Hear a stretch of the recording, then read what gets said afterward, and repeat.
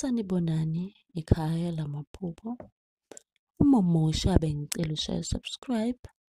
Uma uyibuka ku-TikTok, ngicela ukuthi-ke ufollowe, ulike, ungi-inbox inamba WhatsApp. Namhlanje sizokhuluma ngamaphupho, ngezimbali zasemshadweni.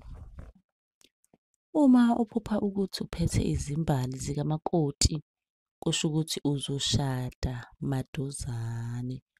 Uma uzitshinga lezo zimbali noma uzilahla, kusho ukuthi ngelinye ilanga uzoba nedivosi. Mlaleli, uma ukuthi-ke unombuzo, buza kwi-comment. Ungakhohlwa phela nokubuza lakho iphupho nawe ukuze uzophenduleka. Ngizobe-ke sengiyithatha ividiyo-ke yale mpendulo engizobe ngikupha yona, ngiyifaka ku-YouTube channel yethu. So, phuthuma njengamanje uyo-subscribe-a, ubuke amavidiyo, mhlampe nawe uzoyifica impendulo yakho. Nisale kahle.